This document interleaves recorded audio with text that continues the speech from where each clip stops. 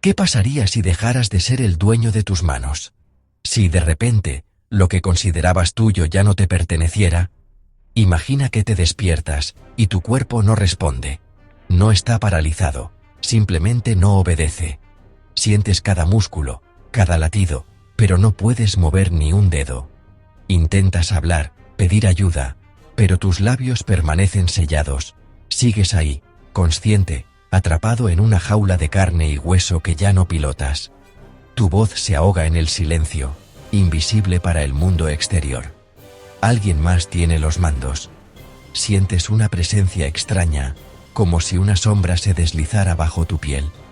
Esta no es una pesadilla, es la grieta en el espejo de nuestra modernidad. Un reflejo distorsionado de lo que podríamos llegar a ser. Miras tu reflejo y te preguntas si eres realmente libre, o solo una marioneta cuyos hilos esperan ser tensados. ¿Quién decide tus movimientos, tus pensamientos? El terror no viene de la violencia, sino del control absoluto y silencioso que convierte tu cuerpo en una prisión. Un miedo que se esconde en lo cotidiano, en lo invisible. El secuestrador no necesita muros ni armas. Su poder reside en un código, en una señal intangible. Un simple impulso digital puede arrebatarte todo. La pregunta ya no es si alguien puede entrar en tu casa, sino si ya están dentro de tu cabeza. ¿Cómo podrías saberlo antes de que sea demasiado tarde?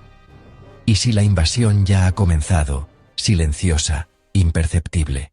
El primer caso no llegó con una explosión, sino con un silencio atronador.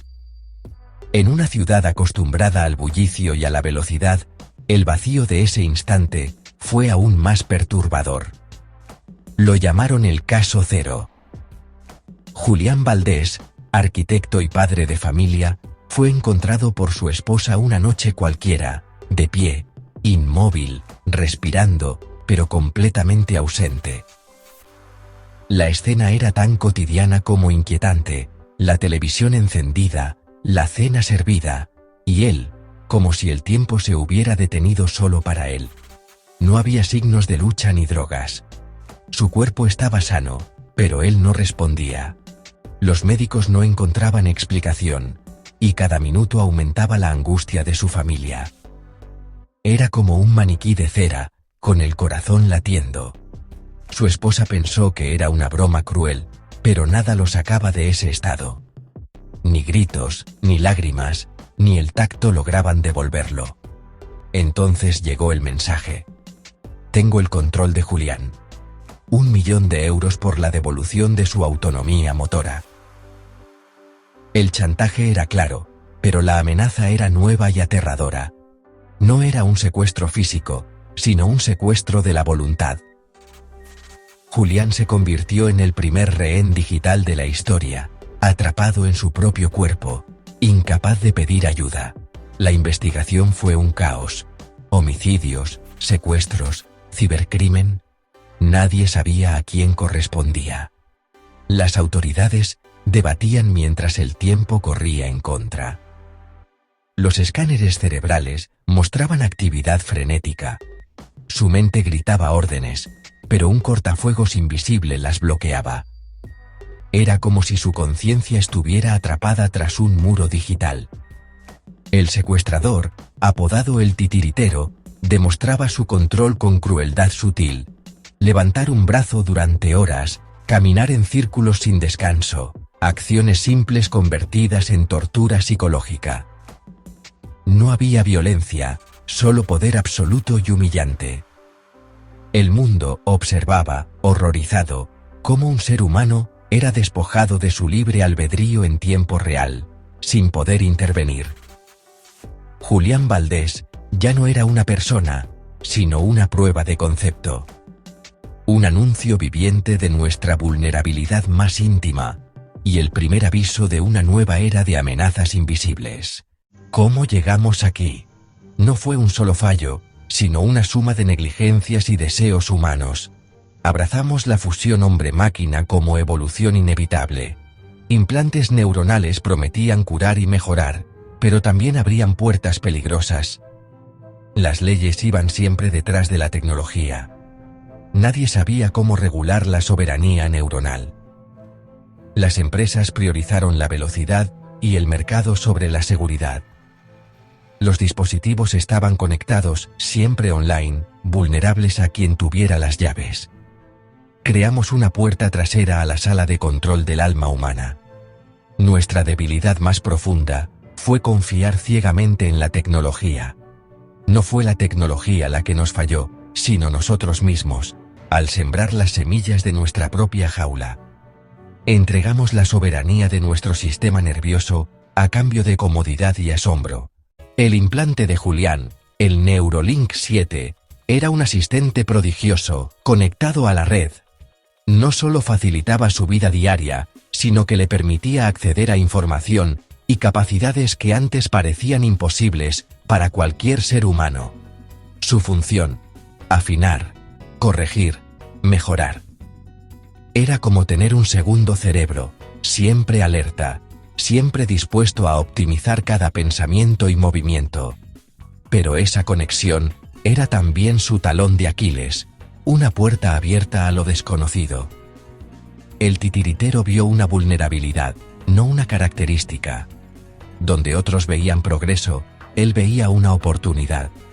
No necesitó romper nada, solo interceptar la conversación entre el cerebro y el cuerpo. Bastó con escuchar y manipular. Cuando Julián ordenaba levanta la mano, el implante recibía permanece quieto. Su voluntad era anulada en silencio.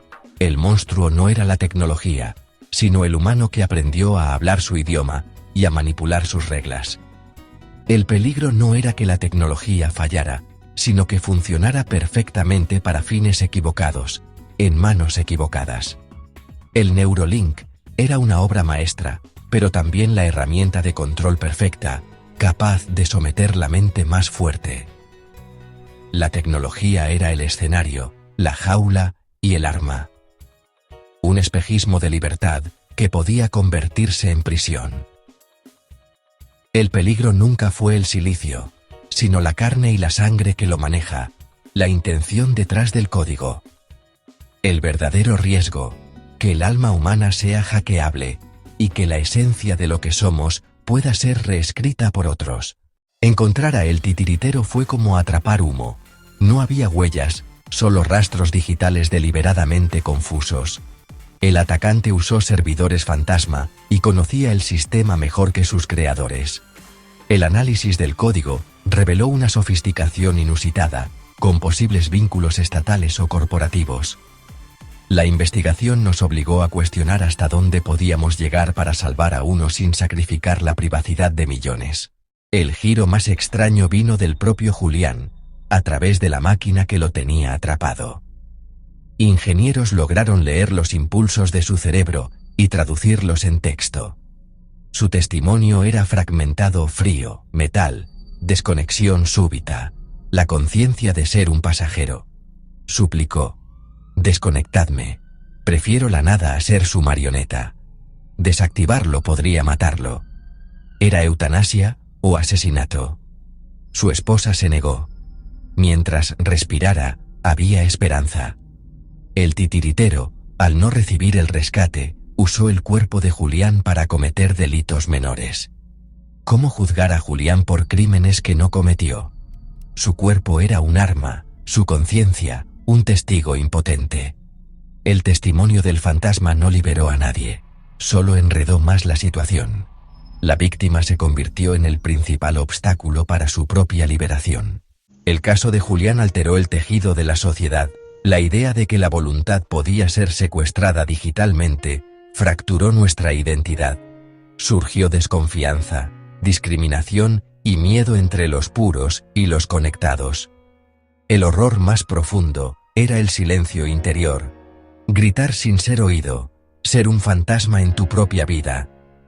No hacía falta violencia, solo control y la impotencia total de la víctima. Al final, atrapamos a Aris Thorne, el titiritero, por un error humano. No buscaba dinero, sino hacer una declaración. Su juicio fue un circo mediático, no había ley para el secuestro de la voluntad. Lo condenaron por secuestro y acceso ilegal, Pero los cargos parecían insuficientes. Thorn se veía como un profeta, no un criminal. Su encarcelamiento fue necesario, pero simbólico. El verdadero crimen fue la violación de la mente, no del cuerpo. Encerrar a Thorn no devolvía el tiempo perdido ni borraba el trauma. La caja de Pandora ya estaba abierta. Castigamos al hombre, pero su fantasma quedó libre. El veneno ya estaba en nuestra conciencia colectiva. Julián recuperó el control de su cuerpo, pero algo se había roto para siempre. A veces sentía que sus movimientos no eran del todo suyos. El contrato fundamental de ser dueños de nuestro cuerpo se había roto. La prisión más perfecta es tu propio cuerpo cuando se niega a obedecerte. Como investigador, vi el terror en los ojos de la esposa de Julián y la arrogancia de Thorn. Ahora, cada vez que mi mano duda, siento un escalofrío. La historia termina en silencio, con una pregunta. ¿Podrías seguir viviendo sabiendo que el control sobre tu cuerpo podría no ser tuyo para siempre? ¿Podrías confiar en las manos que ves al final de tus brazos?